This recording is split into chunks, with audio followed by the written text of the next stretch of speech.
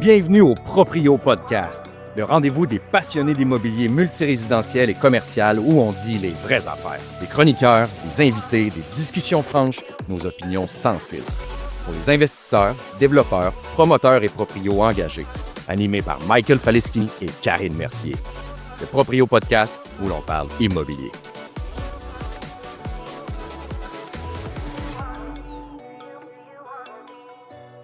Bienvenue au Proprio Podcast, un autre épisode. Aujourd'hui, dans le podcast dédié à l'immobilier, on vous partage des stratégies, des conseils concrets. Bien sûr, on reçoit des invités, mais on a aussi toujours 4 chroniqueurs là, qui viennent faire une petite mise à jour du marché. On en a un dans le domaine de la construction. On a aussi un chroniqueur sur l'intelligence artificielle. On a un courtier hypothécaire de chez PMML aussi et également un fiscaliste. Avant de commencer, on veut dire merci à Wi-Fi Québec là, qui soutient le podcast. Wi-Fi Québec est maintenant l'incontournable pour les propriétaires qui fournissent l'Internet à leurs locataires. Bien sûr, merci à vous d'être à l'écoute du podcast. Mon nom, c'est Karine Mercier. Je suis investisseur et gestionnaire immobilier.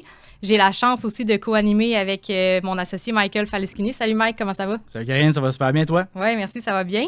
Yes. Aujourd'hui, c'est le fun. On a le plaisir de recevoir 2 partenaires d'affaires. Donc, on reçoit Adam Veilleux, qui est courtier immobilier chez Royal Lepage Blanc et Noir. Et on a aussi Francis Pelletier, qui est actionnaire de chez Anacolor et investisseur immobilier aussi. Ils sont tous 2 investisseurs, développeurs immobiliers, sont partenaires d'affaires depuis quelques années. Alors, ils vont venir nous parler de leur parcours, ils vont venir aussi nous parler de leurs projets d'acquisition et de développement, puis nous parler un peu de leur perspective du marché puis de leur investissement. Alors, salut Adam, salut Francis, comment ça va? Super bien, merci pour l'invitation. Oui, Yes, merci de merci de nous participer. recevoir, c'est bien apprécié. Puis je pense qu'on va avoir du fun dans la prochaine heure. Oui. Puis écoute, tu sais, Francis, t'es un gars, tu vas parler un peu de ton parcours, un ancien banquier, tu as fait du courtage hypothécaire, tu fais quand même pas mal d'investissements immobiliers, autant actifs que passifs, tout ça. Puis là, tu as acheté une business. Fait qu'on va parler de tout ça. Puis Adam aussi, tu es un investisseur immobilier courtier dans le multilogement commercial terrain, c'est ça? Oui, exactement. Je touche à tous les aspects du marché, que ce soit de la location commerciale, du développement de terrain, bâtisse industrielle, multilogement, tout ce qui a trait au commercial, oui. Puis si on commence, mettons, par toi, Adam, là, c'est quoi? Ça a commencé où, tout ça, l'immobilier? T'es quand même jeune, là, pour... Oui, ça a quand même commencé tôt. Ben moi, en fait, j'ai toujours voulu être en affaires. Puis quand je suis arrivé au cégep, mes plans ont un peu bifurqué. J'ai eu un cours de finances personnelles au cégep qui m'a un peu allumé la cloche sur l'immobilier. Puis au début, je ne savais pas justement dans quel domaine je voulais être en affaires, mais ce que je disais aux gens, c'est que je voulais être où est-ce qu'il y aurait une opportunité. Puis quand j'ai découvert l'immobilier au cégep, ça a comme vraiment allumé une cloche. C'était une technique ou... Non, pas du tout. Moi, Okay. j'avais des plans justement d'aller en administration à l'université. Là. Je faisais un prix universitaire en sciences humaines. Puis finalement, j'ai décidé justement de ne pas aller à l'université là, quelques jours avant la rentrée. Puis de dire, je m'en vais chercher ma licence de courtier à la place parce que ça venait justement rejoindre tout ce que j'aimais de l'immobilier. Là. Puis là, à ce moment-là, j'imagine que tu te voyais investir dans l'immobilier éventuellement, mais là, tu cherchais un peu une porte d'entrée puis acquérir de l'expérience. Ouais, exact. Ben, dès le départ, c'est ça. Tu sais, être courtier, tant qu'à moi, on est un peu comme un entrepreneur, un travailleur autonome. On monte une business, une clientèle. Fait que ça venait un peu justement à correspondre à ça. Mais dès le départ, là, aussitôt que j'ai pu, là, à 18 ans, j'ai acheté mon premier immeuble avec mon frère, qui est mon partenaire aussi de longue date. À Québec ou? Non, sur la Rive-Sud. Sur la Rive-Sud. Moi, Vous venez de la Beauce, hein, vous autres? Moi, je suis beauceron d'origine. Okay. Je viens de Saint-Benjamin-de-Beauce. Là, on dit tout le temps que... Oh, OK, je la connaissais pas, celle-là. Non, il n'y a pas ben de personnes qui connaissent ça. Là. C'est un petit village de 1000 habitants dans le fond de la Beauce, mais ça fait longtemps maintenant qu'on était... en 2012, j'ai déménagé à Lévis, à Saint-Étienne-de-Lauzon. Okay. Puis c'est là qu'on a acheté justement notre premier immeuble. C'est un triplex. Là. Que vous détenez encore aujourd'hui? Non, on l'a vendu l'année dernière pour se concentrer sur des projets un petit peu plus gros. Là. Parfait. Puis, Vous avez dû faire du profit quand même, Ouais, 2018 à l'année dernière. Exactement, les valeurs ont on a explosé. comme acheté vraiment là, juste avant la hausse qu'on a eue durant la COVID. Là. Mhm. Donc vraiment, puis on a fait quand même une belle optimisation. Les revenus étaient quand même très bas. On a eu des départs. Les gens étaient là de longue date, mais il y a eu des départs rapidement qu'on a pu rénover et relouer au marché. Puis quand tu as fait ton choix là, après le cégep de courtier immobilier, as-tu hésité avec courtier hypothécaire, courtier immobilier ou c'était naturel? Ben, c'est un autre de mes bons chums qui m'a dit viens-t'en courtier hypothécaire. Lui, il était courtier chez hypothécaire. Puis je dis ah non, je veux un peu plus de terrain, un peu plus de relations humaines et tout. Fait que c'était pour ça que moi, c'était vraiment l'immobilier directement qui m'intéressait. Mais je voulais travailler avec des investisseurs. Fait que c'est pour ça que je me suis dirigé directement au commercial parce que souvent, les courtiers commencent vers le résidentiel, éventuellement font du commercial. Mais moi, c'était vraiment le commercial qui m'intéressait. Là. Je pense que c'est un bon choix. Ouais, c'est très différent. C'est très différent, mais ça correspond à ce que je voulais. Il y a moins d'émotions pas mal dans les Ah transactions, dans le commercial que dans le Ouais. résidentiel aussi. Ouais. Plus, Non, c'est ça, exact. Puis, tu sais, en bout de compte, ben, l'émotionnel, il y en a quand même un petit peu parce que, tu sais, veux pas, ma clientèle, des fois, c'est monsieur, madame, tout le monde, des particuliers qui ont un bloc pour leur retraite, c'est leur fonds de pension, puis ils vendent à la fin, puis qui sont attachés à l'immeuble. Mais oui, principalement, une clientèle plus corporative auquel on travaille du lundi au vendredi, non moins les fins de semaine. Puis de l'émotion, tu sais, on négocie, tu sais, fait que c'est plus rationnel, en effet, là. Good. Puis Francis, toi, comment ça s'est dessiné l'immobilier dans ta vie, tout ça? Ça s'est dessiné quand même jeune. Toujours eu un attrait pour la business. Puis l'immobilier, c'est faire de la business. Des fois, c'est plus accessible. Ou est-ce que c'est concret, puis ça peut se faire plus rapidement aussi. Moi, j'ai background rapide. J'ai fait un bac en finance à l'Université Laval ici. Je suis originaire du Saguenay. Fait que j'ai quitté la région à 18 ans. Je me suis installé à Québec. Puis... Pas trop d'accent quand même. Non, ça va. Ouais, ça- on n'aurait pas pu Je deviner l'ai ça. laissé derrière moi, mais non, vous n'êtes pas les seuls qui me le disent. J'ai une couple de mots que j'ai des faiblesses. Là, Ouais. Surtout que sûrement quand tu vas dans ta famille et tu reviens, là. Ouais, quand on est entre chums du Saguenay, là, ça revient assez vite. Fait que je sors de l'université, puis à ce moment-là, tout de suite, j'ai acheté un immeuble en commençant. Je pense que j'avais même pas encore de revenus d'emploi, que j'avais déjà acheté un immeuble.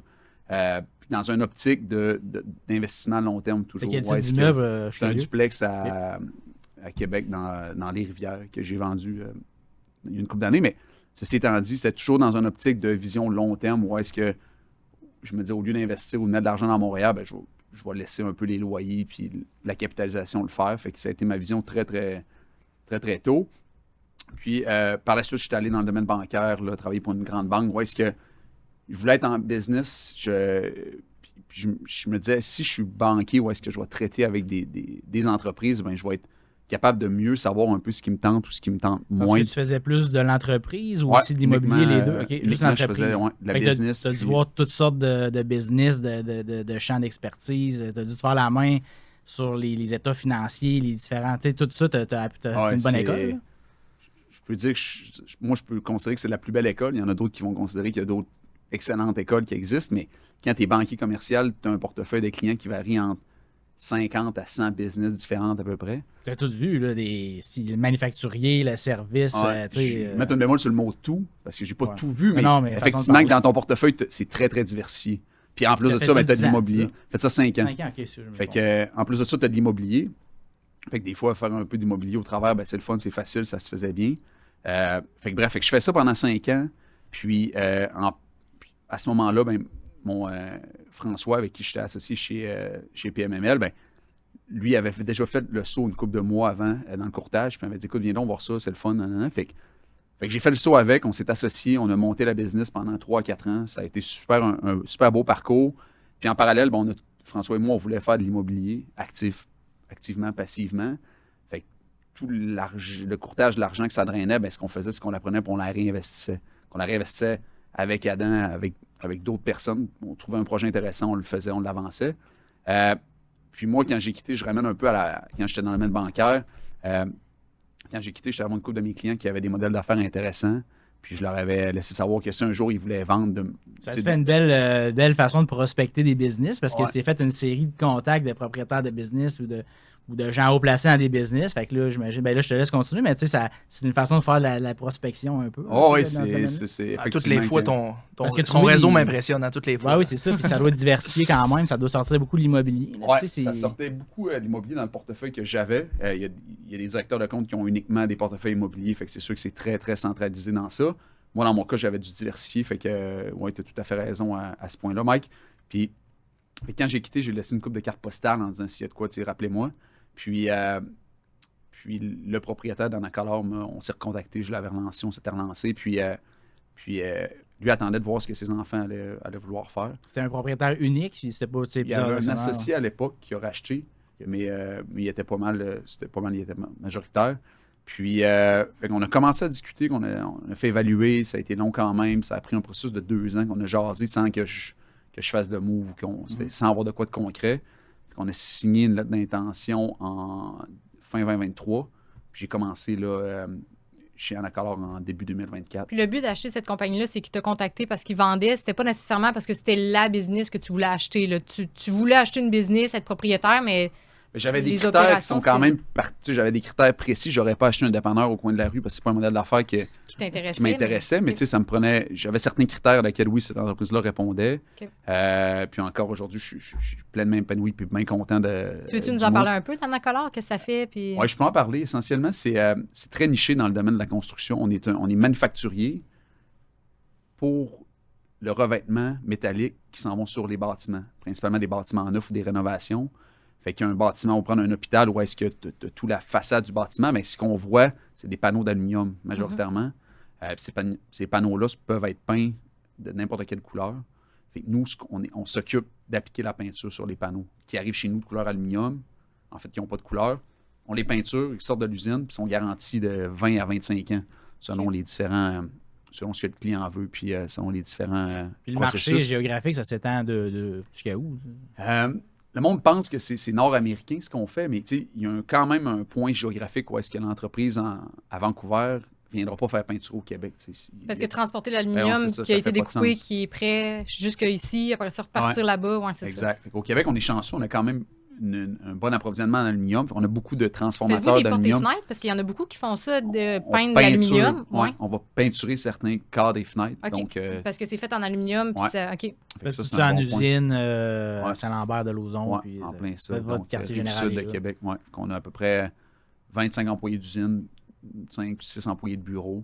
Puis Mettons une trentaine, toute l'organisation, on peut dire une trentaine Ouais. de personnes là-dedans. à Saint-Lambert même. Fait que Ok. nous, tous les employés sont chez nous. Il y a pas on peinture pas sur le chantier. On Vous avez des peinture... sous-traitants aussi, Thierry sous-traitants ou des Non. choses, non? Non, nous, tout, c'est tout pour- ce qui est peinture est appliqué sur notre ligne de peinture, c'est cuit. Fait que, on va pas peinturer sur un chantier. Nous, c'est vraiment là, le matériel vient chez nous, on le déballe, on le peinture, on le réemballe, puis ça Tu part. le sors. Puis... Oui, exact. Puis pour revenir à la question géographique, nos clients majoritairement sont au Québec. Certains projets vont en Ontario, aux États-Unis, mais nos clients, nous, majoritairement au Québec. États-Unis, là, ça va changer un peu, peut-être? Ouais, Ouais, ça ça l'a déjà, t'impacte. Ça t'impacte-tu, ouais. quand même? En date Tarif. d'aujourd'hui, ça nous nous impacte pas directement sur notre business parce que, au final, comme je vous disais, nos comptes, nos clients sont au Québec, mais sur le marché, donc quelqu'un qui a un bâtiment à Boston, ben, son approvisionnement en aluminium vient peut-être d'augmenter, son approvisionnement canadien vient Ouais. peut-être d'augmenter. Fait que là, lui, il va peut-être se tourner vers un fournisseur américain, s'il y en a un, évidemment, c'est toujours ça la question. Puis à ce moment-là, ben oui, ça fait en sorte que le Canada et par la bande peut-être en accord n'aurait pas cette business-là. Fait que c'est de l'incidence, fait qu'on est beaucoup plus par ricochet. Ouais. Mais pour le moment, nous, au niveau de nos coûts opérationnels, on est correct. C'est OK. beaucoup plus dans le marché. Fait que, Puis écoute, est-ce que t'avais-tu pas mal fait le tour avec Anacolor? Ah ouais, moi, je me souviens quand tu m'as appris que tu passais de courtier hypothécaire si tu t'en allais pour acheter une business, Ouais. j'ai fait le saut. Je me suis dit, tabarouette, OK, gros move, tout ça. Ça je le voyais pas venir. Fait que, c'est quoi ta vision par rapport à ça? Pourquoi t'es passé de courtier hypothécaire, une business, mettons, de service qui génère quand même, j'imagine, un certain cash flow, passer de ça à j'achète une business opérante, puis une business quand même, j'imagine, stabilisée quand même, Ouais. pas une start-up. Là, c'est quoi le mindset derrière tout ça? c'est une très bonne question. Puis est-ce que c'est une question de mindset? Oui. C'est une question aussi de vision personnelle, de vision d'affaires aussi sur du long terme. Le courtage, puis encore une fois, je serais probablement encore là s'il n'y avait pas eu un accord ou s'il n'y aurait pas eu cette transaction-là. Ça t'a quand même fait un j'étais petit pleinement épanoui, oui. pincement de quitter ça. Là. Le courtage, c'est le fun, c'est de la business, c'est du réel.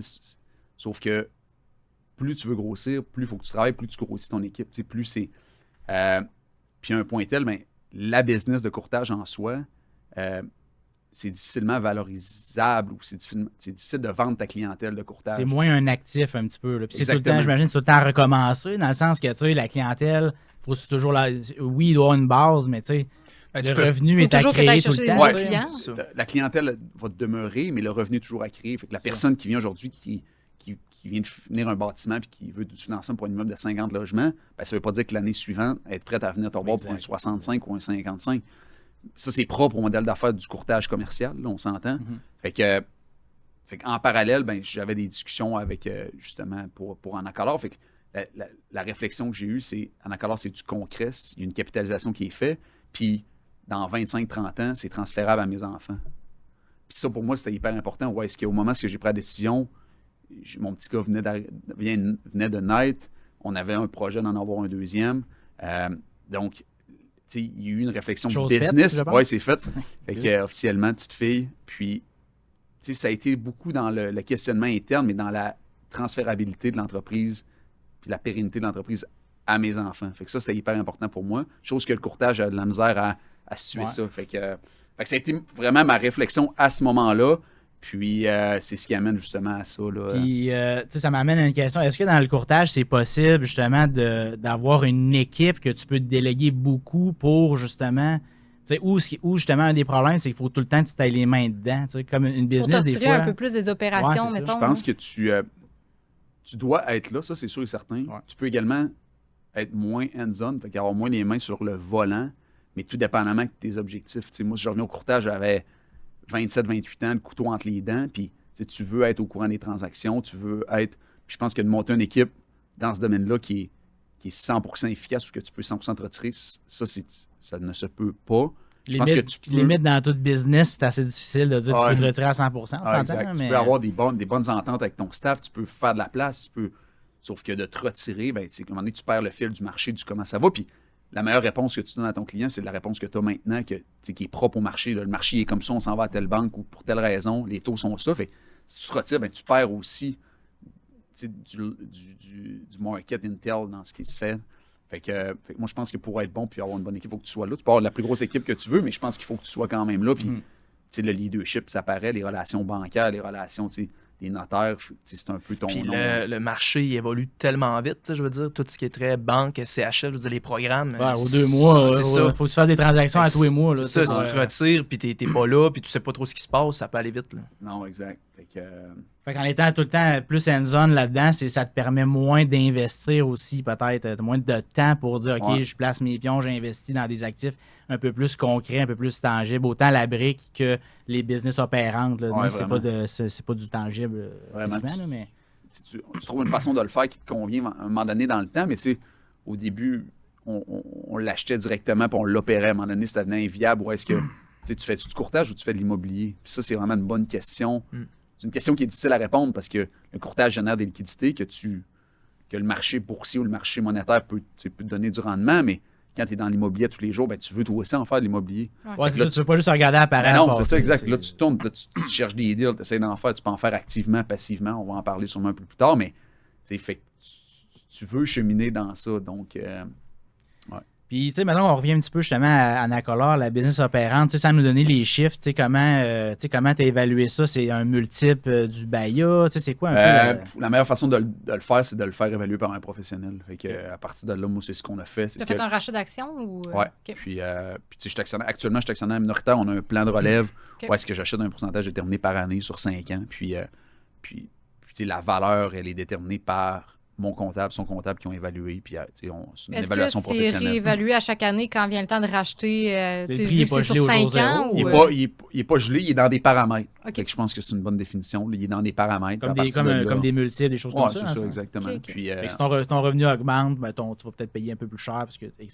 Oui, c'est qu'on a grisette, établi mais... des paramètres qui sont que le prix ne fluctue ou ne pourrait fluctuer ou ne pourrait ne pas fluctuer, dépendamment. Puis le financement d'une acquisition comme ça, ça se fait-tu à 100% balance de prix de vente, financement d'une banque? Non, ça se fait avec un financement bancaire. Nous, dans le cadre de l'entreprise, dans la transaction, il y a l'immeuble, fait que c'est sûr que ça l'aide dans la prise de dette par la banque, qui aime bien ça. Là. Donc l'immeuble est compris dans... oui, exact. Ben, l'immeuble industriel, donc...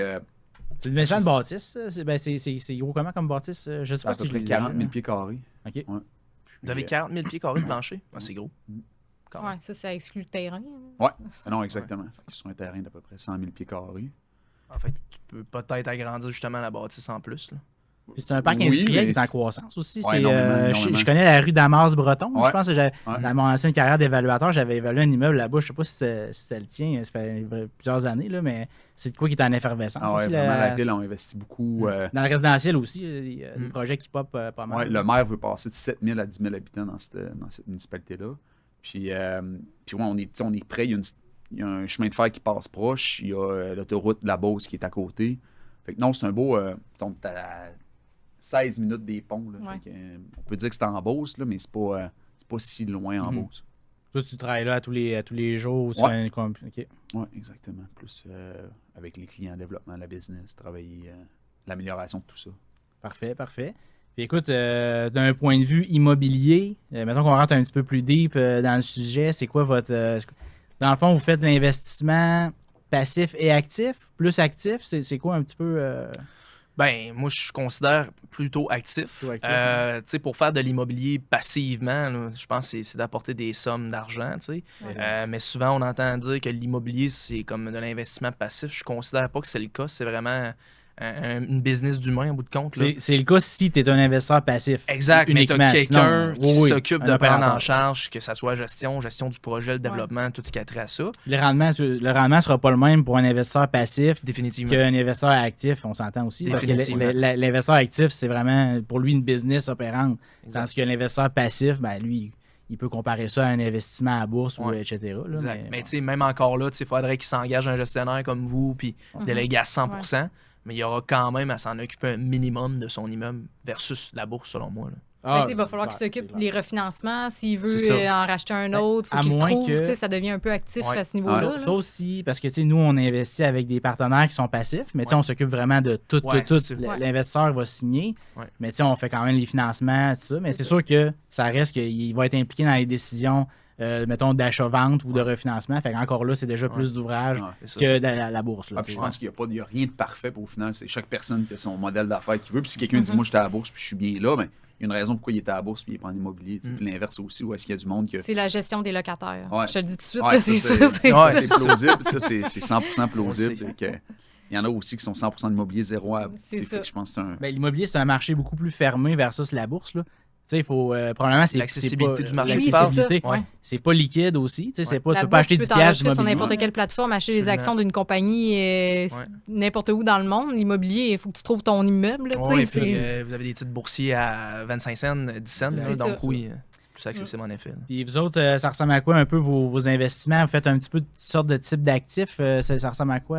Ben, les nous, immeubles? je pense qu'on on peut profiter de la vitrine juste pour en parler. Où est-ce qu'on pilote un gros projet quand même en co-living. Oui, ça, inquiète pas, Fait on que, va en parler en Ouais. Ce concept-là vient quand même. Ça fait pas 10 ans qu'on est dans ça, ni 5 ans. Fait que ça fait à peu près 3 ans qu'on a approfondi nos connaissances là-dedans. Puis c'est quoi ça, le co-living? Mettons, tu nous résumes ça, là? C'est un concept qui vient, je pense, c'est parti en Europe, ça a rentré plus dans l'Ouest après ça, rentré Toronto, Montréal. Puis encore une fois, ça finit à Québec. On est les derniers à Ouais, Québec. on suit la queue de la tempête. Ben, c'est mais- souvent des endroits où les loyers deviennent de plus en plus dispendieux, puis que ça donne une meilleure accessibilité au logement. La à densité faible est plus coût. grande La aussi. là, densité, fait que- c'est ça. De là vient le besoin de se réunir peut-être un peu plus pour Ouais. avoir plus de pouvoir d'achat. Ouais, exactement. Ce qui Puis- n'était pas le Puis ouais, de je plus en plus aussi, on met de l'avant que les gens n'aiment pas être seuls, puis qu'il y a un problème de solitude, que ce soit au Québec ou ailleurs, au Canada ou dans le monde. Fait que, tu sais, de plus en plus, on va en voir, mais c'est très, très... À Québec, il n'y a pas de projet de co-living. À Montréal, il y en a quelques-uns de plus en plus, là, plus en périphérie de Québec, mais tu sais, je considère que dans le projet qu'on se Fait que du lance... co-living, c'est quoi? Moi, ma compréhension, ça Ouais. serait que c'est des espaces un peu, tu sais, on a, tu sais, mettons, on a plusieurs... ben, je fais le parallèle avec les chambres, justement, tu sais, parce que les chambres étudiantes, exemple, mettons, ben, tu sais, moi, je vous donne ma définition que je pense, après ça, Ouais. vous me corrigerez, mais tu sais, on a plusieurs personnes qui vivent dans un même appartement ou une maison, puis ils partagent, tu sais, les Mais c'est les plus trucs que ça. communs, Je là, pense tu sais, que c'est pas quoi, juste ça? de partager une salle de bain puis une cuisine, c'est de partager plein d'air de vie. Là. Ouais. C'est un peu ça. là. Exactement. Donc, c'est un peu du plug and play pour la personne qui arrive de l'extérieur, où est-ce qu'elle amène juste son kit de drap, puis le reste, c'est tout fourni dans la propriété en soi. Fait que ça, c'est le service en soi, mais le mode de vie, c'est un mode de vie, évidemment, de collaboration. Pas nécessairement de partage, où est-ce que tu partages pas Communauté. ton pain le matin. là. C'est juste que l'esprit de communauté est très, Il n'y a très pas un fort. petit jardin en arrière que tout le monde... non, Ben, c'est- Ben oui, il peut, pourrait, parce là, que tu sais. en Non, fait, c'est- le Un co-living, peu il n'y a comme les pas... jardins communautaires qu'on a. Il n'y a là, pas de mais- ligne fixe. Il y a pas, Exact. dans le dictionnaire, la définition du co-living, c'est ça. Non, c'est ça. Globalement, comme Francis elle dit, au niveau macro, c'est de partager plus d'espaces communs, puis de faire comme si c'était, exemple, une grosse maison, puis on est plusieurs qui habitent dedans. Mais tu sais, à partir du moment où quels espaces communs vont être partagés, quelles sont les superficies privatives, quelles sont les installations privatives, ça peut varier, peut être modulé. Là. Fait que dans notre modèle à nous, mais le projet qu'on développe, c'est plus destiné à une clientèle étudiante, mais que ça va être modulé en fonction de ça. Pour donner des chiffres, exemple, on a dans le projet qui est en développement actuellement, c'est 25 grands appartements qui vont réunir approximativement 103 à une centaine de locataires. OK. Fait que, ça vous donne une idée du ratio. Puis ben, dans ça, Adam va pouvoir en parler un petit peu plus, mais dans ça, il y a l'immeuble a des services, terrasse au toit, salon d'études. Donc, d'autres services, je te laisse. Ben, c'est ça, exactement. Tu sais, dans le fond, nous, dans notre projet, c'est comme Francis l'a dit, c'est une centaine de locataires en bout de compte, qui probablement vont être des étudiants. Puis à l'intérieur de ces grands immeubles-là, il y a des grands appartements surdimensionnés, qu'on peut dire des cellules ou des micro-résidences. Si tu me permets une parenthèse, Adam, là, c'est une belle façon aussi, pas de trafiquer, mais de dire, exemple, parce que là, je pense que votre projet, mettons, c'est maximum 40 logements par propriété. Fait que c'est une façon, pas de contourner, mais d'optimiser, en tout cas, le zonage, dans le sens que, crime, tu peux faire 40 logements, OK, parfait. On va optimiser le terrain, on va faire des grands logements, puis on va mettre 4, 5, 6 personnes par logement. Fait que c'est une méchante belle façon de venir densifier, de venir optimiser ton zonage. Puis aussi pour le promoteur, j'imagine, d'augmenter ton revenu au pied carré. Là, parce que C'est ça. C'est une façon de faire un 100 logements en 40 logements. dans le Puis fond. notre projet, la réalité, c'est que ça représente exactement ce que tu dis. C'est un terrain d'environ 30 000 pieds carrés. On a le droit de dire c'est quel terrain? Oui, on peut le dire, on peut le dire. Là. En fait, c'est le terrain de l'ancien Ben Lao. Là, pour ceux qui connaissent le secteur, sur le chemin Sainte-Foy, c'est vraiment pas loin de Plaza Laval. Exactement. Exactement sur le chemin Sainte-Foy. Le voisin c'est un magasin de musique, je pense qu'il y a au coin. Oui, c'est ça, exactement. Ouais, exactement. Puis, en face du Domino's Pizza. Moi, je me repère beaucoup avec les pizzas dans la ville. Là. c'est ça. Puis c'est ça. C'est à distance de marche à l'Université Laval, Cégep de Sainte-Foy. Plaza Laval est pratiquement le voisin direct. 100 mètres. Puis on est sur le chemin Sainte-Foy directement. Fait que le transport en commun, à vélo aussi, tout ça est à proximité. Mais justement, notre terrain, nous, notre côté, d'un point de vue de densité, sur un multilogement standard, il y aurait probablement accueilli une vingtaine de logements au maximum. Puis le zonage permettait 40 logements maximum. Mais on est capable de faire une centaine d'unités parce qu'on rentre dans un zonage qui est plutôt du H3 ou du H2, qui est habitation avec services communautaires. Avec des critères qui sont différents un petit peu, ou la maison de chambre qui est le H3, je pense. Fait que nous, on rentre plus dans ces catégories-là. Ça réduit ton besoin en stationnement aussi parce que tu vas viser une clientèle qui a peut-être moins d'auto, étant les plus jeunes, les étudiants. La Ville de Québec, si je me souviens bien, le ratio pour le H3, c'est un studio, pas un studio, un stationnement pour 4 logements. Mais même encore là, on est dans 4 logements, 4 appartements bruts? 4 appartements. Fait que 0.25 de stationnement. Pas 1.25, 0.25. Puis même, je pense que c'est 0.20. C'est peut-être 1 sur 5. Mais même encore là, je pense que la Ville de Québec a modifié dans ces secteurs-là le règlement à propos de ça. Pour permettre un peu plus de personnes. Oui, bien, tous les axes principaux de transport en commun que tu ailles dans le fond de Charlebourg. Il y en a qui ont éliminé le ratio, que tu n'as même plus besoin d'en faire. Mais je pense que ça en fait pas. C'est le cas dans ce secteur-là, mais il y a encore une demande certaine. Mais pour notre projet, on a plutôt une trentaine de stationnements prévus dans le projet versus une centaine de locataires, plus le rangement à vélo. C'est un secteur où les étudiants, c'est pas vrai que c'est 1 sur 1. Qui vont avoir un véhicule, puis on veut favoriser le plus possible le transport en commun. Fait que dans le fond, la différence entre le co-living et la bonne vieille maison de chambre, là, c'est que dans le co-living, on a plus de services, premièrement, je pense. Oui. C'est que dans le co-living, c'est pas nécessairement des chambres. C'est pas nécessairement des chambres, ça peut être des micro-studios, ça peut être des studios, ça peut être des 3,5. Mais vraiment, on essaye normalement de réduire un peu l'espace privatif du locataire pour lui offrir plus de services d'espace commun. Donc, des cafétérias, des grands espaces. Puis on axe surtout là-dessus pour l'esprit de collaboration puis de communauté. Si je peux faire du pouce sur ce que tu viens de dire, c'est que la maison de chambre, il y a des fois que ça va plus être un bail qui est signé à la maison, puis les locataires, ils se le partagent un peu ensemble, puis c'est à la bonne franquette. Nous, c'est vraiment... Dans une maison aussi, souvent, c'est ce qu'on voit, une maison, un bungalow. C'est ça. Alors que nous, c'est vraiment un bail annuel par chambre. Par personne. Mais y a-tu des studios, justement, qui ont vraiment leur salle de bain aussi, leur cuisine? Ou, Nous, dans notre projet, c'est pas le cas. Nous, vraiment, nos salles de bain vont être semi-privées. C'est-à-dire qu'on va avoir 2 à 4 personnes maximum par salle de bain. Puis c'est pas des blocs sanitaires, c'est vraiment... Exemple, ce locataire-là, ils ont le droit à cette salle de bain-là. Mais nous, dans notre projet, c'est pas le cas au niveau des salles de bain. Mais exemple, dans nos suites, nous, dans le fond, c'est pas des chambres, c'est vraiment des suites surdimensionnées de 100 jusqu'à 200 pieds carrés avec mobilier intégré. Mais on va avoir un espace de salon intégré là, dans la chambre ou dans la suite généralement. Dans une suite, il y a une personne qui vit là? Exactement. Tu as tout le mobilier nécessaire pour dormir, travailler, comme je disais, la petite causeuse. Et certaines suites sont plus grandes, donc vont avoir plus d'équipements, frigo, micro-ondes, prise dédiée.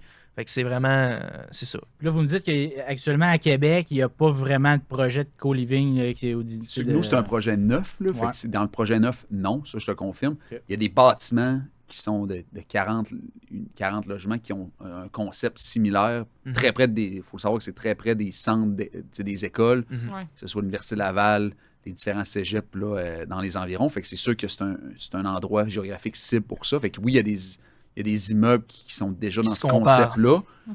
Mais si on parle du nouveau concept de co-living avec beaucoup d'attractivité au niveau des espaces communs, puis un peu d'être trendy, ben ça, je te confirme, on n'en a pas. Puis même, tu sais, tous les gens avec qui on parle, faut expliquer le concept. Puis, tu sais, il y a de l'éducation à faire. Ah, il y Mais a un c'est enjeu, sûr, parce il y a que un enjeu de conception, je vous le confirme. Le concept vient avec la mentalité des citoyens aussi. Tu sais, en Europe, ils ont vraiment cette mentalité-là de co-living. C'est comme inné. Ouais. Ils fonctionnent de même dans la vie de tous les jours. Nous, ici, on est beaucoup notre maison, notre terrain clôturé. Ouais. On Puis- touche pas au terrain du voisin. Tu sais, on est beaucoup de mentalité, on est T'as chacun raison. pour soi. Fait qu'il faut changer cette mentalité-là si on veut que le concept soit bien reçu puis que le monde comprenne. Tu sais. Fait qu'il y a Alors, il y a encore une couple d'années, je Ouais, pense. c'est un excellent point, honnêtement, sur le. Oh, et puis on en a déjà une propriété qui est comme ça, qu'on opère depuis 2 ans. Puis notre clientèle, on en a des Québécois, mais on en a beaucoup aussi Des Européens. internationaux. Ouais. Fait que, C'est clair parce que eux, ils comprennent ça. C'est comme ça qu'ils vivent chez eux. C'est déjà c'est une base. Nous, on n'a vraiment pas cette base-là. Fait qu'il faut vraiment changer cette façon de voir. Puis ça va commencer, comme tu as dit, autour des écoles, les universités, beaucoup, tu sais. Ouais. Mhm. Parce que tu peux pas mettre ça dans un quartier qui est un peu plus reculé, que c'est juste parce que c'est des travailleurs. Mhm. On ne pourra pas louer. Non, Là. non, Personne ne va puis vouloir aller c'est vivre ça. là. Puis on là. veut quand même une clientèle stable, puis on veut. La clientèle de travailleurs, des fois, va venir pour du 30 jours, du temporaire, mais c'est vraiment pas ça qu'on offre. Là. Non. Tantôt, on parlait de maison de chambre, ben, il y a des fois que c'est cette clientèle-là aussi, ou est-ce que c'est une clientèle qui est plus Mensuel. mensuelle, alors que Ouais. nous, c'est vraiment, on veut. C'est ça, parce que Annuel. c'est ça que je m'étais noté. Il n'y a pas de court terme du tout. C'est Non. des baux d'1 an. Là. Fait que donc, d'où la séparation avec l'autre marché qui est plus le Airbnb. On parle vraiment pas de Non, ça. non, exact. C'est vraiment la location longue durée. Puis, exemple, pour votre projet, là, vous visez beaucoup les étudiants, mais par exemple, un Européen qui vient vivre à Québec, lui, c'est son mode de vie, mais c'est un travailleur, il est tout seul. Est-ce que vous l'accepteriez quand même s'il n'est pas du tout étudiant, que c'est juste qu'il veut vivre dans ce concept-là? Ben, on est dans les dernières finalités de la conception du projet. C'est des aspects qu'on est en train de revalider. C'est sûr que les étudiants aiment être en présence d'autres étudiants Ouais. dans la tranche d'âge, la classe sociale un peu aussi. Fait qu'on Mhm. essaie de rassembler ça. Fait que c'est des points qu'on est à revalider, mais on veut pas exclure non plus des locataires potentiels qui désirent, qui ont de l'intérêt envers le Ouais. projet définitivement. Ça va peut-être être de séquencer nos appartements, peut-être par type de clientèle, mais on est, Ouais. comme je vous dis, c'est encore embryonnaire sur comment la mise en marché va se faire finale. Là. Mhm. Mais tu sais, on est à côté de l'hôpital Laval, on est à côté de quand même des centres, des pôles d'emploi. Fait qu'on Ouais. peut pas fermer la porte à ça. À suivre, mais OK. on pense que il va y avoir de la place pour tout type de clients aussi. Mhm. OK. Puis c'est le fun. Là, nous autres, on a le terrain directement en face de vous on vise à faire un projet. Fait que, Ouais. c'est le fun de jaser de ça, puis de se dire qu'à nos deux groupes, on va pas revitaliser le secteur nécessairement, mais on va Ben mettre notre oui, grain de sel quand tu sais, même. ouais, Ouais, c'est c'est ça. Les deux, on va arriver avec des projets neufs. Mhm. Vous autres, c'est vraiment plus étudiants. Nous autres, c'est plus un peu standard. On va viser peut-être plus des professionnels ou des gens de l'hôpital avec un local commercial. Fait que, c'est le fun de voir qu'on fait ça Ouais, dans puis les mêmes... tu dis revitaliser, on se le cachera pas, le secteur, principalement nos deux propriétés, c'était pas super. Là. Non. Nous, Ouais, de non, notre côté, c'était une vieille bâtisse commerciale, Je pense pas en très bon qu'on état. vous bat, par exemple, en termes Ouais, de là-dessus, Ouais. Nous là-dessus, autres, on a même littéralement un chose. triplex abandonné. Ouais, là. c'est ça. Et C'est puis ça. même l'autre bâtisse, nous, c'est Ouais. deux bâtisses, ça, Ouais. Ah ouais. ça fait Ouais. dur. C'est Ah ça, ouais. vous avez bien les deux, vous. Là. C'est Ouais. deux sur Ok. le même lot, ouais, Ok. c'est ça. OK. C'est juste que le triplex était abandonné avec Ouais. slash Ouais, un mais c'est itinérant. placardé, là, là, que- ouais. Ouais, c'est Ouais. ça. Fait que sinon, en effet. Fait que je pense que ça va faire du bien au secteur. Ça va être bien aussi pour le Plaza Laval aussi, qui est un beau pôle commercial. Ça va attirer beaucoup de monde qui Ouais. vont consommer, là, tu sais. Exact. Fait que ça va aider. C'est je pense, juste plate le que commerce. l'épicerie a fermé, Ouais. puis la SAQ, je pense, dans la place de Laval. Je sais pas si la Les SAQ deux, a fermé ou est en rénovation. Ouais. Non, c'est un nouveau, c'est un magasin de bière, là, je pense qu'il y a Ah rendu ouais? là. Ouais, bière, À moins bière et que- monde, quelque chose du genre. Ok. OK, des bières de microbrasserie, Bières de genre. microbrasserie. Bon, en tout cas, Oui, c'est pas mais- pire, fait qu'au moins. Tu descends plus bas à pied, puis tu as les halls de Sainte-Foy aussi, puis tu as Ouais. tout ce qu'il faut, le nécessaire, tu as les épiceries là. Fait que tous les services se font littéralement à pied pareil de ce secteur-là. là. Il manque juste un petit café, là. Faudrait qu'on mette ça dans notre projet. Justement, on va avoir Ouais. un local commercial. On savait pas trop si on voulait mettre nos bureaux là, mais c'est peut-être un café. Si c'est ça pas peut nos être bureaux, on intéressant. va essayer de signer avec un bon petit café, Ah ouais, là, je vois. sandwicherie, S'entendre, puis là, tout. pour là, vous- ouais, Ouais, c'est ça. ça. Ça peut être intéressant. Puis Mm. on a rencontré à vélo là, dans les derniers mois. Puis, tu sais, dans leur étude, dans leur analyse, il y a une station à vélo qu'ils ont installée pas trop loin, mais ils parlent que la quantité d'étudiants qu'on va amener dans ce secteur-là va augmenter l'attrait aussi des stations à vélo, le dynamisme. Fait que, tu sais, la ville nous l'a confirmé, fait que c'est le fun, puis c'est encourageant aussi de poursuivre et de le livrer. Ça vous fait une option de transport pour les locataires aussi. Ouais, même un incitatif, tu sais, parce que les gens, justement, qui n'ont pas de... Parce qu'à vélo, ce qui est intéressant, c'est que c'est un réseau qui est électrifié, là, en bout de compte. Là, Donc, tout ce qui a trait au code, pour le faire avec un vélo électrique, c'est beaucoup plus intéressant, puis plus simple, puis plus rapide.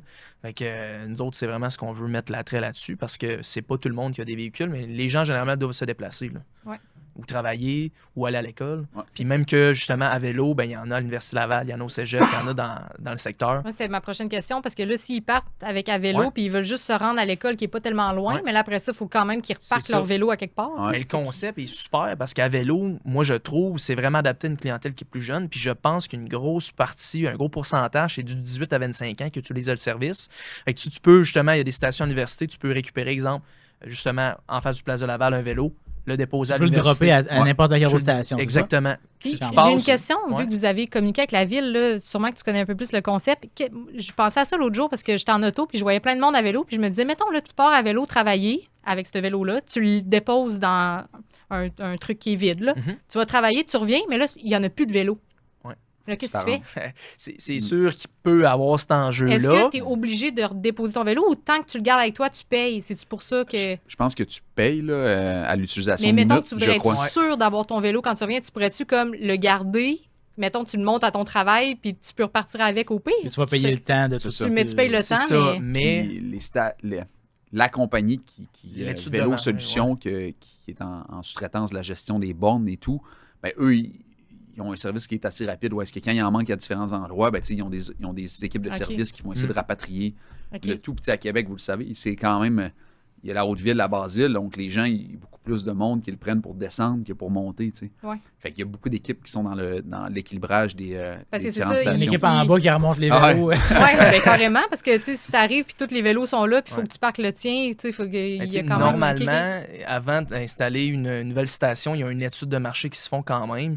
Puis s'ils installent, exemple, un nombre X de vélos là, c'est Ils dans vont le but installer qu'il n'en d'autres manque stations pas. ailleurs. Mais c'est Ok. le but qu'il n'en manque pas. Fait que oui, c'est sûr qu'il peut y avoir des manques, mais de plus en plus, là, les stations sont quand même à proximité dans le secteur à Sainte-Foy. Là. Ouais. Fait que, tu sais, si t'en as, il y en a une au Plaza Laval, exemple, mais je pense qu'il y a quelques centaines de mètres plus loin, vous en avez une. T'as pas besoin de Puis faire 5 j'imagine qu'il y a une km. application qui te dit où sont Oui, les je pense stations. que Là, c'est fait Ouais, que c'est pour ça que je tu- disais que c'est destiné à une principalement une clientèle 18 à 25 ans qui l'utilise, mais c'est Ouais. vraiment bien adapté. Tu arrives avec ta carte, puis Ah ouais. ça se fait via ton téléphone, c'est vraiment bien adapté. Là. OK. En tout cas, on a complètement bifurqué, mais je te dis, Ouais. là, je voyais la fille avec son vélo, je me disais, si elle revient puis qu'il n'y a plus de vélo, qu'est-ce qu'elle fait? Tu sais? C'est sûr, il y a cet enjeu-là. OK. Fait que mettons qu'on lâche un peu les vélos. Là. On revient à l'immobilier. Adam, on s'en jase souvent, on s'écrit tout ça. Comment tu vois ben, toi aussi, Francis, là, mais comment vous voyez le marché des chambres étudiantes ou / logements pour étudiants? Il y a eu beaucoup d'offres quand même dans le secteur à Québec, mettons le secteur Université Laval. Là, vous en emmenez aussi avec un 100 quelques produits, 100 quelques habitations, mettons, Ouais. on dit ça comme ça. Oui, exact. Pour pas dire le mot chambre, parce que c'est pas tout à fait ça. Comment tu vois le marché?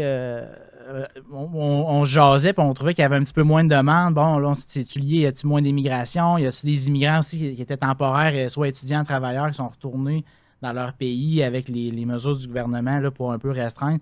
Tu trouves qu'il y a une baisse de régime dans ce segment-là, premièrement? Ben, c'est sûr que chaque année va varier. Des années, on va être plus élevé, des années, ça va être un peu moins élevé, mais on dépend de beaucoup de choses dans le système, là, que ce soit les demandes d'admission, la date des les délais, tout ça, les étudiants internationaux qui généralement vont recevoir plus tard dans l'année là, leur réponse. Fait on sait, en fonction de ça, là, ça va vraiment varier. Mais c'est sûr qu'il y a des années, ça va être plus élevé. Il y a des années, ça va être plus bas. Cette année, actuellement, il y a quand même une incertitude dans la politique. Donc, je le sais qu'il va y en avoir un peu moins des étudiants internationaux. J'ai l'impression qu'il y a moins de demandes que l'an passé, C'est pareil le cas. date. L'année passée, c'était complètement fou. C'est Tu sais, on pouvait même annoncer des unités à louer en plein mois de décembre. Puis, tu sais, avec, mettons, la session d'hiver, puis on avait pas de problème, il y avait de la demande.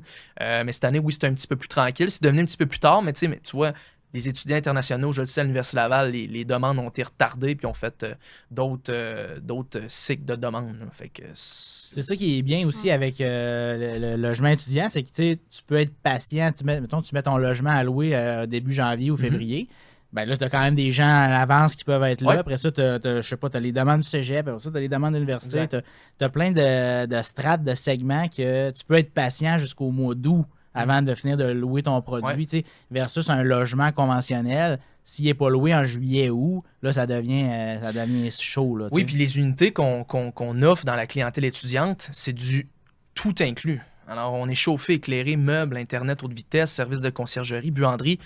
Un déménagement est beaucoup moins complexe à planifier. Tu arrives, comme Francis le disait rapidement, avec tes vêtements, ta literie, ta nourriture, ton hygiène personnelle, puis c'est réglé.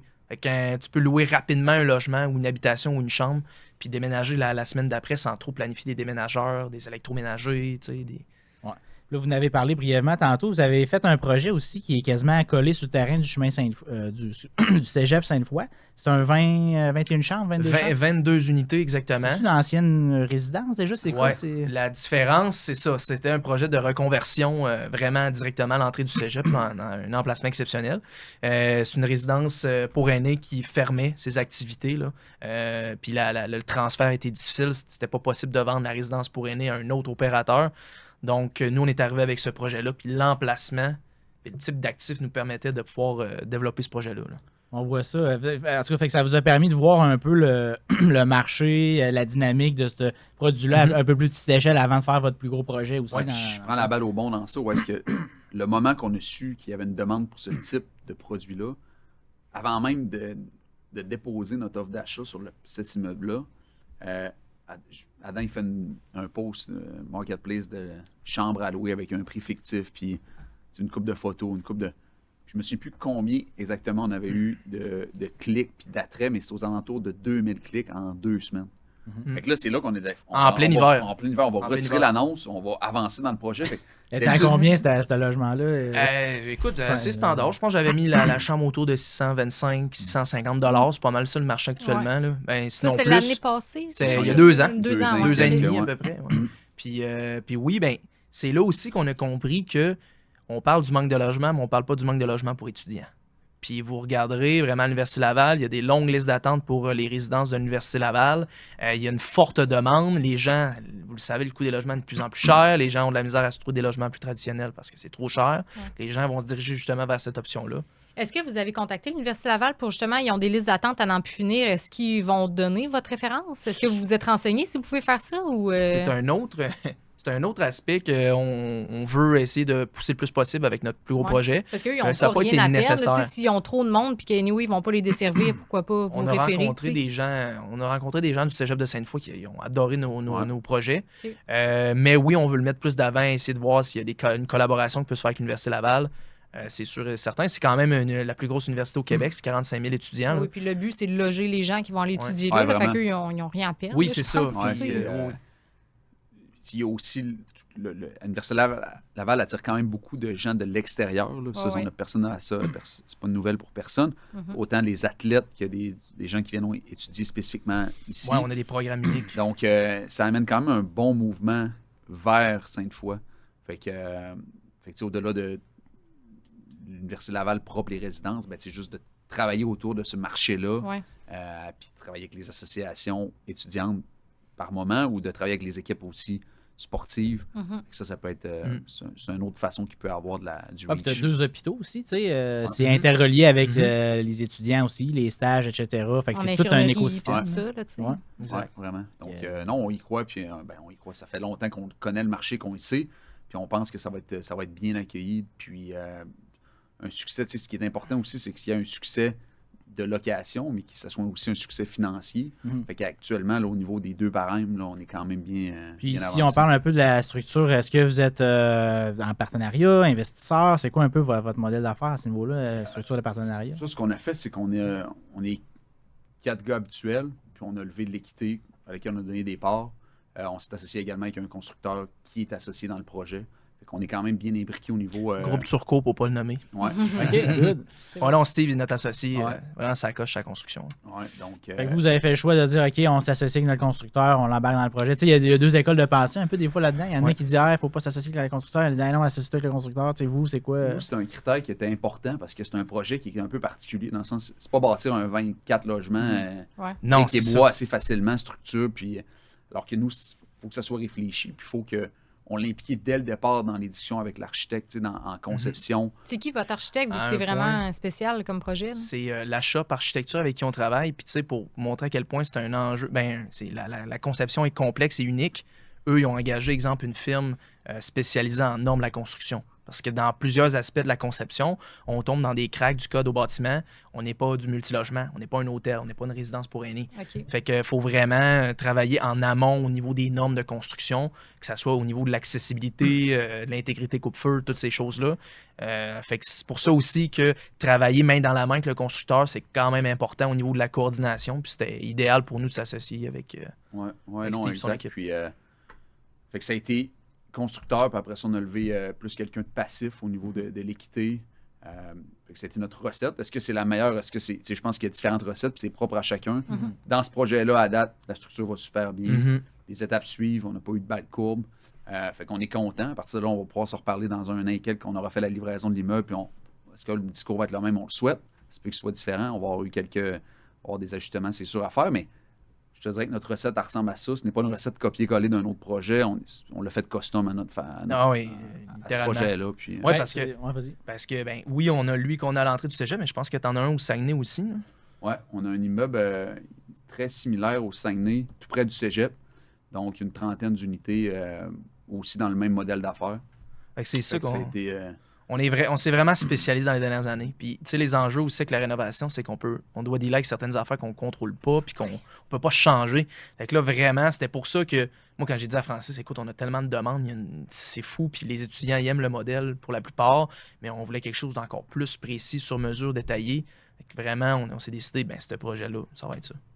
Parce que je vous félicite parce que c'est un bel exemple d'un terrain qui faisait longtemps qu'il était à vendre. Ouais, il a Et qui changé était de cher. prix. Il y a du monde en ça- maudit qui sont sûrement passés dessus. Ah ouais. Puis Ben, tout le finalement, monde, ils se disaient qu'est-ce qu'on fait là? Non, ça ne sera pas Ouais. rentable, 40 logements Les gens, maximum. ils ont sûrement puis vu tout, l'acquisition, tu sais. ils se sont dit, ils l'ont payé ben trop cher pour du Ouais. logement. Fait que, Ouais. Fait que vous avez travaillé ça à votre façon pour rendre ça rentable, malgré un. C'est C'est un hot. bel exemple de dire que des fois, il y a des affaires centristes qui peuvent. Que ça peut être des bons deals pareil. Ça dépend c'est quand tu le crées ton 100%. deal aussi. 100%. Parce qu'il y a une grosse demande aussi, la Ville de Québec, le zonage au niveau H3, maison de chambre et tout, il y en a de plus en plus, puis il n'y a pas de limite souvent. Fait que, tu sais, la Ville de Québec en veut des projets comme ça, de ce qu'on entend pour l'instant. Là. Mais en tout cas. Ben oui, parce que ces projets-là vont venir pallier au manque de logements. Parce Exact. que la réalité, c'est bien beau construire des 5,5, mais Ouais. la réalité, c'est les petits logements Ouais. moins chers qui manquent. Ouais. Là, tu Puis sais. c'est comme je disais C'est tantôt. pas des ben, 5,5 non. à Très 2300 bon point. puis T'as 2500 raison. piastres, là, c'est tu sais. ça, puis ce terrain-là, comme je disais tantôt, il y avait un enjeu de densification. On aurait pu faire un 20 logements, mais on aurait accueilli beaucoup moins de locataires. Là, on densifie de manière intelligente, à l'écoute du marché, en fournissant un produit qui est super intéressant, moderne puis adapté. Ça devrait Parce pas que tomber. nous autres, notre bureau est 3e voisin de votre projet. Ouais. On va suivre ça, On va suivre ça. attentivement à tous les jours. Ouais, c'est ça. Puis sinon, ben, tu sais, je pense que ça boucle la boucle un peu pour tout le volet un peu co-living, tu sais, les projets logement étudiant. Mais vous avez quand même d'autres investissements. Tu sais, est-ce que vous avez acheté un 9 logements, je pense?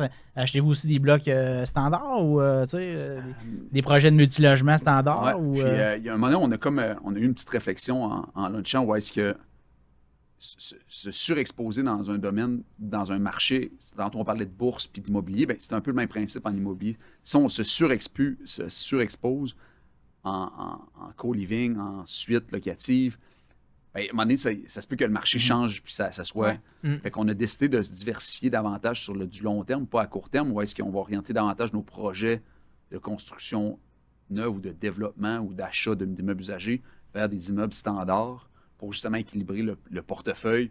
Puis s'il y a une diminution à gauche, bien, s'assurer que ce ne soit pas des diminutions drastiques un peu partout.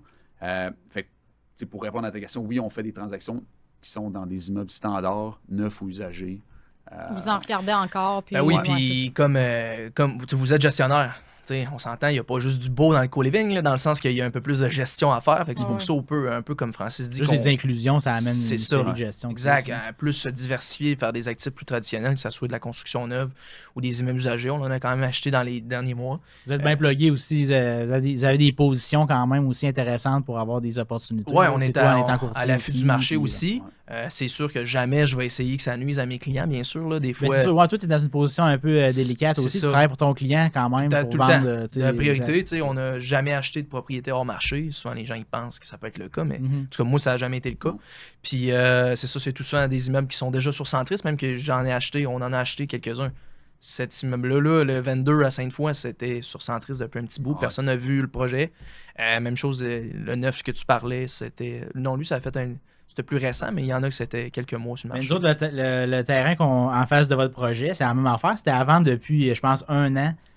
C'était les 2 petites bâtisses là, un peu en décrépitude. C'était le commerce ça s'appelait Aux Mille Formes. Chocolat. Ouais, la dame elle vendait des gâteaux. Moula gâteaux, puis tu as un paquet d'affaires pour faire des gâteaux. C'était affiché sur Centris à 430 000 pendant 8, 9, 10 mois, 1 an. Puis nous autres, on est arrivés, il y a eu plusieurs acheteurs. Ça n'a pas marché, on est arrivé à 380 000. Puis mais je pense que c'est parce que le zonage n'était pas là. Ouais, c'est ça. Là, on fait une demande de changement de zonage. On pouvait faire quand même un 12 logements, mettons. Là. Mais il aurait-tu été cher, mais peut-être? 12 logements, ça aurait été trop cher. Nous, en faisant le changement de zonage, ça va revenir. 12 logements, 430 000 pour un 12 logements. C'est sûr que là, ça fait peut-être un 20 avec commercial. Mais tu sais, dans le marché d'aujourd'hui, je pense que 430 000 pour faire un 12, ça commence à être pas pire. Mais c'est la même chose que nous, dans le fond. Vous avez densifié de manière intelligente, vous avez travaillé sur le terrain dans le but de faire quelque chose de plus gros un peu, puis plus rentable. C'est ce soir, d'ailleurs, qu'on passe au conseil. Fait qu'en tout cas, quand il va le diffuser, on conseil, va avoir... la consultation publique. Oui, c'est ça, consultation publique. Oui, c'est ça. J'ai hâte de voir ça va avoir l'air de quoi, puis les citoyens qui ont été appelés à venir... Moi, je vais me déguiser en citoyen avec une pancarte. Oui, au projet. On veut du logement. Mais tu sais, c'est pas un si gros projet. J'ai hâte de voir tu sais, à quel point ça non, mais dans le sens, à quel point ça impacte la vie de quartier, les voisins et tout. Il n'y a pas de résidentiel autour. Par exemple, il y a le voisin arrière. C'est peut-être les marges, l'enjeu, là, aussi. Là. Non, les marges, on est correct. En tout cas, la seule affaire qu'on avait, c'est la marge à l'axe du chemin Sainte-Foy, mais les marges du terrain, on était comme correct. Là, fait que... le seul enjeu, c'est les citoyens. C'est le nombre de logements puis les étages. Écoute, ça fait du bien au marché, au secteur. Puis, qu'est-ce que vous pensez de la périphérie de Québec? Je pense que vous regardez peut-être un projet en périphérie, mais comment vous voyez ça? Parce que, tu sais, on parlait de Saint-Lambert tantôt, il y a des places comme, mettons, Saint-Anselme, Sainte-Catherine, la Jacques-Cartier. C'est des places que dans les dernières années, on voit que ça se développe. Des projets un petit peu plus dans la périphérie. Un peu comme Valcartier il y a eu. Là, Valcartier, c'est passé date maintenant. Tout le monde a conduit. Oui, Val-Bélair, excuse-moi. Oui, Val-Bélair, il y a un gros boom. Comment vous voyez? Je sais que vous regardez un projet là, X, mais tu sais, comment vous voyez ça d'aller en périphérie? C'est-tu quelque chose que vous considérez plus risqué? Ou, moi, je te donne ma vision de ce que je pense qui se passe en périphérie actuellement, parce que tu as raison, à Saint-Lambert, le projet qui a levé en plein milieu, là, c'est énorme ce qu'ils ont fait, 6 étages en béton, alors que le M complexe, hein, c'est ça. Puis, je crois qu'il y a des gens en périphérie qui atteignent un certain âge, qui veulent vendre leur maison, mais qui sont attachés émotionnellement à leur patelin, à où ils viennent. Puis ça amène beaucoup de demandes pour le logement. Pas nécessairement pour la RPA à ce moment-là, parce qu'ils ont encore une liberté, ils sont encore capables de conduire, ils veulent vivre. Puis les gens sont de plus en plus en santé, actifs, plus vieux, je pense. Oui, vraiment. Donc, l'analyse que j'en ai fait personnellement, c'est vraiment un point personnel. J'ai aucune stats démographique, mais je pense qu'ils vendent leur propriété, veulent demeurer géographiquement près d'où est-ce qu'ils sont. Ils ont encore de la famille, ils ont de l'attachement, ils connaissent la serveuse au coin et cherchent un endroit à se loger sans avoir à racheter ou à dépenser des grosses sommes. Fait que de tomber dans le locatif, ça fait du sens pour eux. C'est une mensualité. Ils cherchent de quoi de bien, ils cherchent un environnement qui a une certaine communauté de vie, du moins. Donc, ça, c'est l'analyse que j'en fais. Donc, oui, la périphérie, je pense qu'elle va être intéressante dans les prochaines années. Pour du multistandard ou avec du co-living? Non, aussi, avec du multistandard co-living, okay. Je pense qu'il faut se concentrer près des centres de migration de population, fait que les écoles puis les gros lieux de travail. Mais dans la périphérie, ça va être du logement. Il faut que tu repenses aussi à... Vous avez interviewé Gilles Pelletier qui parlait de... Il faut que tu penses à ton locataire qui va venir chez vous. Ben, c'est la même chose quand tu vas en périphérie, où est-ce que lui qui déménage, ben, il est habitué, il a vendu sa maison, il y avait un terrain. Donc, Il faut que tu l'aménages, il faut que tu le réfléchisses dans ce sens-là. Puis les logements à Québec sont de plus en plus petits. Les superficies, il y a quelques années, un 4,5, ça faisait 1000 pieds. Maintenant, c'est 900, 850, voire en bas de 800 même. Puis moi, je vais te dire ce que je répète à tous mes clients. Puis peut-être qu'il y a des coachs ou plus la vieille école. Localisation, oui. Est-ce qu'il y a des secteurs où c'est plus intéressant? Je pense que dans la pénurie de logements qu'on a actuellement, on le sait, il manque des centaines de milliers de logements, puis ça ira pas nécessairement en s'améliorant. Il y a des opportunités à faire dans la plupart de tous les marchés, mais c'est une question d'offre et demande. C'est d'écouter les besoins des gens dans ces secteurs-là. Oui, il y a certains critères de base, proximité des services, proximité justement des axes routiers ou la proximité de la ville. Mais à partir de là, nous, oui, on est sur le développement d'un projet plus en périphérie de Québec, mais ça permet aussi d'offrir des logements plus abordables. Puis tu vas à Québec maintenant, comme je parlais avec Francis hier, le budget des stationnements pour la plupart des gros projets, c'est rendu 1 par logement. Il y a encore des gens, la réalité, qui ont deux véhicules. Fait que, nous, juste en périphérie, tu peux aller chercher des ratios plus intéressants, des unités plus grandes. Les gens qui sont attachés à leur patelin, ils ont des besoins encore plus grands, qui vendent leur maison. Fait que je pense que c'est d'être à l'écoute de son marché, oui, certains critères de base, mais c'est une question beaucoup d'offre et demande. Si ton prix est en conséquence, il va se louer ce logement-là. Il y a la notion de rareté du terrain dans les centres plus urbains aussi. Là, je veux dire, si tu veux construire un 100 portes à côté de l'université, ça ne sera pas nécessairement facile ou à Limoilou. Il y en a. Mais ça va être les villes qu'il va falloir qu'ils acceptent plus d'étages. Oui, là, c'est sûr que le développement pourrait avoir pendant une heure encore à parler de ça, mais tu sais, actuellement, oui, on ouvre nos yeux aux opportunités qu'il y a en périphérie.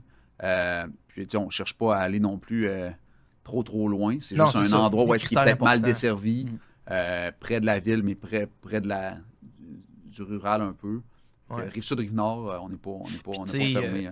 Juste au niveau des parcs industriels à Québec, on le sait, ils sont pleins aussi. Là. Donc, il n'y a plus de place. Puis les parcs industriels, il y a certaines entreprises qui vont sur des parcs industriels plus en région, que ce soit sur la Rive-Sud ou sur la Rive-Nord. Saint-Lambert, Saint-Lambert, mais ça reste que c'est à 20 minutes de Québec, c'est à 2 minutes de l'autoroute. Donc, ça peut être... Puis ça apporte des pôles d'emploi importants. Fait éventuellement, une clientèle locative d'importance aussi. Fait que c'est une des raisons pourquoi on se focus sur un projet X j'ai hâte de voir. On ne va pas trop en parler, c'est embryonnaire encore, mais dans les prochains mois. On pourra revenir pour en genre. Oui, c'est ça. La mise à jour, c'est toujours de mise. Et sinon, c'est ça, vous êtes beaucoup dans le neuf, donc est-ce que vous voulez équilibrer le neuf, l'usager? C'est quoi votre vision? Préférez-vous le neuf ou l'usager? Il y a des avantages et des désavantages dans les deux types d'actifs. C'est sûr que moi, personnellement, j'adore le neuf parce que j'ai un esprit créatif, la réalité, puis ça vient vraiment toucher tout à ça, que ce soit le design intérieur, le volet marketing et tout. Ça vient vraiment me rejoindre moi. Puis tu sais, dans le projet qu'on fait de co-living, on crée un produit littéralement unique. C'est intéressant de dire, je contribue littéralement au développement de la société en créant des habitations sur des terrains auxquels personne n'aurait jamais pensé. C'est sûr que j'ai là-dessus. Puis pour l'investisseur ou le promoteur ou le développeur, l'investisseur, est-ce que dans le neuf, il y a moyen de retrouver sa mise de fonds rapidement? Tu sais, des fois, on entend le neuf, c'est rendu 5 à 7 ans, retrouver ta mise de fonds, mais je pense que c'est pas nécessairement toujours vrai. Vous, est-ce que, selon vous, c'est-tu autant possible de retrouver sa mise de fonds rapidement dans un projet de neuf que d'usager? Parce qu'on sait que dans l'usager, ça se fait quand même assez bien. C'est des immeubles qui sont déjà existants. Tu augmentes les loyers, tu fais des rénovations, peu importe la méthode d'optimiser, tu peux retrouver ton cash quand même de un court terme. Dans le neuf, la question, c'est difficile parce que c'est propre à chaque projet. Ou est-ce que si tu dois acheter un terrain qui a aucun zonage, puis tu sais que c'est un projet ça va prendre 2 ans à la ville, c'est sûr que le nombre de temps pour récupérer ta mise de fonds, elle est biaisée par ce point-là. Mais si on parle de projets à construire, près les deux à la ligne de départ en même temps, je pense que tu peux arriver à des retours sur l'investissement qui sont dans le temps similaires, puis à un taux de rendement pas trop loin aussi. C'est une réponse de politicien, là, mais, mais c'est juste que parce que tu peux t'acheter un terrain et être assis dessus pendant 10 ans, essayer de le développer et de le densifier. J'ai des gens dans mon réseau qui c'est sûr qu'il y a des long shots aussi. Il y a des coups de circuit, mais... Puis de l'autre côté, moi, ma préférence, je fais de l'immobilier parce que j'aime faire du projet. Je trouve que ça rend actif, ça rend... Si tu travailles le matin et il y a de quoi de concret. Qui n'est pas à recommencer aussi. Justement, quand on parlait du courtage, l'immeuble, quand il est là, il va rester là. Puis le neuf, c'est beaucoup plus des fois sur du long terme que ça va se réaliser, que tu vas voir le travail que tu as fait il y a 36 mois. Tandis que dans l'usager, pour prendre le terme d'un immeuble qui est déjà en place, ben, tu peux le rouler plus vite. Tu sais, tu peux arriver plus vite à un projet C'est ça réalisable. que je dis tout le temps. Moi. Fait que, tu sais, c'est une balance des deux. J'ai pas de préférence, mais comme je suis un gars de projet, des fois, c'est plus rapide d'aller dans l'usager, plus le fun. Il y a peut-être aussi des fois des opportunités. Il y en a peut-être plus aussi, ça, c'est sûr. C'est sûr Ils sont qu'il y plus a... visibles aussi Ouais. dans le neuf. Souvent, tu achètes une bâtisse, tu changes la vocation, c'est plus caché, là, c'est comme dans une autre dimension, il faut que tu le vois à travers. Mais Alors comme ça, tu as dit, il faut être l'usager, il est là. créatif. Exact. Je pense, Puis, tu sais, dans l'usager aussi, il y a un aspect que souvent, quand tu achètes l'immeuble, il y a déjà des locataires en place. Puis, tu sais, chaque investisseur a sa propre stratégie. Puis, la nôtre, ça n'a jamais été, exemple, de nuire aux droits des locataires ou autres. Fait que pour faire ça main dans la main, des fois, aller chercher du rendement rapide, ça peut être quand. Oui, il y a des coups de circuit qui peuvent se faire des rapidement. fois, c'est plus touché un peu. Mais c'est quand- plus ouais, touché. Ouais, il y a eu des, Puis il y a eu des gens qui ont fait des rénovictions pendant. Tu C'est sais, ça. que ça a été beaucoup médiatisé, tout ça. Exact. Fait que là, c'est rendu. Jamais, très nous, délicat, dans ouais. 100 ans, on va faire ça dans le sens de. Tu sais, peu importe ce que les autres font. On y va avec le roulement naturel. C'est puis, ça. tu sais, Mais fait, des fois, c'est exemple, il y a un service qui est inclus, ben, on va le retirer, mais on va t'offrir un autre service de la même valeur. Donc, c'est échanger $1 pour $1 en bout de compte. Ou des fois, il y a des espaces dans les bâtiments qui sont pas utilisés. Ben, on peut rajouter un logement. Encore là, on vient créer une habitation pour un futur locataire, puis ça n'a pas nuit à personne. Puis ben, on en profite aussi pour rafraîchir les espaces communs, rendre l'immeuble plus sécuritaire. Des fois, les gens, ils lésinent là-dessus, mais selon moi, quand tu invites quelqu'un chez toi, la première affaire qu'ils voient, c'est quand tu es locataire, probablement Ton l'espace espace commun. commun, c'est Tu ça. vas être en fier un minimum. Puis souvent, la relation est meilleure avec ton locataire parce qu'il voit que tu fais pas juste pour ta poche. Puis tu veux aussi qu'il soit mieux dans son milieu de vie. là. c'est vrai que ça, c'est un aspect des fois qui est plus oublié, les aires communes. là. Ouais. Puis c'est pas nécessairement des gros coûts. tu sais. C'est de Non, faire puis les bonnes l'aménagement dépenses. extérieur, des fois aussi. Tu sais, Ouais. un parking qui est tout croche, qui Plein de est trous. terrain puis, pas nettoyé. Si Jamais t'arrives, été nettoyé. tu sais. Exact. Fait que, tu sais, ça donne pas envie non plus au locataire d'entretenir le bien dans lequel il vit. Fait que, tu sais, Exactement. si tu prônes par l'exemple, c'est sûr que le locataire risque de suivre un peu plus. Évidemment, chaque personne est unique, là, mais tu sais, s'il arrive dans un environnement propre, il n'a pas envie de jeter ses papiers à terre, C'est puis il a ça. envie que ça soit propre quand il reçoit du monde. Fait que ça fait partie de nos valeurs dans les bâtiments. Parfait. Puis niveau prospection, toujours une question que je pose, tu sais, vous y allez quand même sur le marché, vous y allez aussi, tu sais, toi, Adam, c'est sûr que tu as une position plus délicate en étant courtier, tu sais. Ouais. Fait que comment vous y allez beaucoup sur le marché ou de gré à gré avec des contacts, tu sais, vous... Ben, écoute, je veux dire, on prospecte pas activement, je pense, mais on est tellement dans le, ben, moi de plus en plus, Francis peut-être un peu moins, mais on est quand même très dans le marché dans le sens que on a des opportunités qui se présentent régulièrement, puis maintenant, on est quasiment trop occupé. Tu sais, si tu m'arrives avec un projet aujourd'hui, je vais vraiment être sélectif parce qu'on est très occupé, il y en a des opportunités. Ouais. Que ça soit hors marché ou sur marché, mais il y en a plein sur Centris. Mais principalement, comme on le disait, nos opportunités, les terrains ou les immeubles qu'on a achetés, c'était via Centris pour tout. Pour Ok. tout. Ouais. Fait que c'est beaucoup plus de. Je prends Oui, il y a pas la de temps à prospecter hors marché. Non. Tu sais. Que la prospection, certes, qui amène des fois des deals qui sont Ouais. vraiment intéressants. Ben oui. Ils partent avec un beau upside, des belles. Sauf que tu sais, il y a des fois que c'est de prendre le temps de ce qui existe, qui est sur le marché, de le travailler. Mais ça, c'est sûr que tu n'as pas toujours le temps de le faire, mais à date, dans ce qu'on a acheté, c'est qu'on a eu du temps pour le faire. Fait qu'on Ouais. s'est- Puis des fois, il y a tellement des belles surprises. Tu sais, en fait, c'est très bon de prospecter en marché. Je suis pas en train de dire que c'est pas bon, mais nous, on n'a pas eu à le faire dans les dernières années. Mais tu sais, des fois, il peut y avoir des belles surprises aux visites. Tu sais, on parle du 9 logements de tantôt auquel on ajoute un logement qui va devenir un 10. On le savait pas avant la visite. Donc, puis je pense que ça aurait changé la donne pour beaucoup d'investisseurs. Ouais. Puis notre rendement aussi a changé en fonction de ça, littéralement. Donc, tu sais, des fois, d'aller passer plus à l'action, puis d'arrêter de tomber dans la paralysie de l'analyse, puis on visite pas, puis... Aussitôt que ça rentre très pas dans ton important, critère au niveau financier, le rendement est pas assez bon, C'est on ça, passe à autre exact. chose, tu sais C'est ça. jamais. là, Puis ouais, c'est Tu ça. l'aurais jamais su si tu n'avais pas visité Non. le logement, là, Ouais, je pense. Fait que exactement. Puis des fois, ben, une transaction immobilière commerciale, c'est rendu plusieurs mois. Donc, des fois, il peut se passer que des locataires quittent durant la transaction. C'est 6 mois de temps, des fois. Ouais. Tu essaies de renégocier avec le C'est propriétaire. vrai qu'on tu dirait veux que te c'est de plus en garder. plus long, une transaction. C'est C'est de plus en plus long, ouais. Il y a eu une anecdote dans un immeuble qu'on a acheté où est-ce que, en pleine inspection, Ouais. l'ambulance est arrivée pratiquement, tu sais, avec la morgue. Là. Tu sais, il venait chercher quelqu'un qui était Ah, pire que ça. décédé dans Décédé l'immeuble. là. pendant. Fait que, tu sais, tu fais le saut quand tu es dans la visite, puis Ouais. quand tu te demandes ce qui se passe, mais tu sais, Ouais. au final, La T'es là, personne, bon. ça faisait 25 ans qu'elle était là, Ouais, une ouais, famille, Il fumait dans son logement Fumait tous dans les son jours. logement. On est rentré là-dedans, c'était pas habitable du tout. Ouais, Là. ouais. Mais justement, c'était à la visite. Puis on visitait tous les logements, sauf lui, parce que le monsieur, ça faisait une couple de jours, il était allé à l'hôpital, fait des allers-retours. Mais le gars, il était décédé sur place ou déjà? Ou c'est ça, c'est là que je m'en vais. Ok. Fait que, tu sais, ça faisait quelques jours qu'il était allé à l'hôpital, je pense, une ou deux fois. Puis son voisin, il allait cogner, il offrait un peu de nourriture, puis il s'en occupait. Tu sais, puis il n'y avait pas vraiment de famille à entretenir ses relations. Ouais. Puis là, ben, à la visite, je pense que le propriétaire, il écrit au coursier, puis il dit à son locataire d'aller voir son voisin. Puis finalement, il rentre là, puis le monsieur est décédé probablement quelques heures avant ou durant la visite. Oh boy, Puis justement, en finissant la visite, les paramédics sont arrivés et tout. Là. Fait que, on ouais, en voit.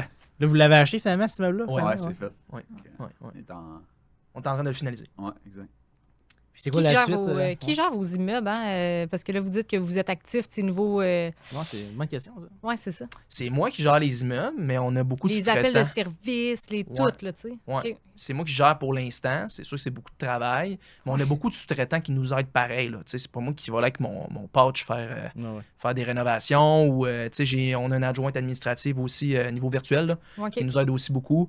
Quand on est en période de location aussi, comme actuellement, j'ai beaucoup d'aide de nos sous-traitants. On a des employés qui font quelques heures avec nous. OK. Puis c'est quoi la suite pour vous autres dans les prochaines années? Écoute, ça va vite. Je sais pas si tu veux commencer. Ouais, là. tu sais, pour les prochaines années, c'est tout le temps difficile de se projeter nécessairement dans. Mais tu sais, notre vision, c'est d'avoir environ un projet annuel qui roule, que ce soit un immeuble acheté usagé, une construction neuve. Tu es en train de fermer une transaction en périphérie de Québec, tu en as parlé un peu tantôt, qui va nous occuper au moins pour les 24-36 prochains mois. Fait que si on ferme ça, ben, tu sais, on va être dans ça, on ne cherchera pas nécessairement trop d'autres projets. Fait que c'est un peu ça. Je te dirais qu'on est vraiment dans augmenter, pas nécessairement un rythme de croissance, mais davantage augmenter Ouais, le c'est assez- portefeuille c'est quand même assez immobilier, pas pire, puis- je trouve. Ouais, exact. c'est- Pour des gars qui sont occupés à temps plein ailleurs aussi. Ouais. là, Ouais, on s'entend. ouais, exact. Fait qu'on Ouais. fait ça vraiment pour le fun puis pour la vision long terme aussi du patrimoine que ça crée. Mm. Puis écoute, on est des gars quand même de projet, comme je l'ai dit tantôt. Fait que c'est le fun d'en avoir. Ça roule, c'est vivant, c'est concret. Mm. On aime bien ça. Ouais. Non, c'est ça, ça évolue très rapidement. On regarde il y a 1 an versus il y a 2 ans. Encore là, dans 6 mois, on va être où? Ben, on va avancer nos projets actuels, mais il y a d'autres opportunités, on le sait pas. Puis on Ah, c'est compte sûr pas qu'il va ça en par. avoir. C'est ça. C'est sûr qu'ils vont en On avoir. compte pas ça par nombre de portes ou quoi que ce soit. Puis, on a comme des travails respectifs, fait qu'on focus là-dessus. Mais on est capable de faire des projets à côté.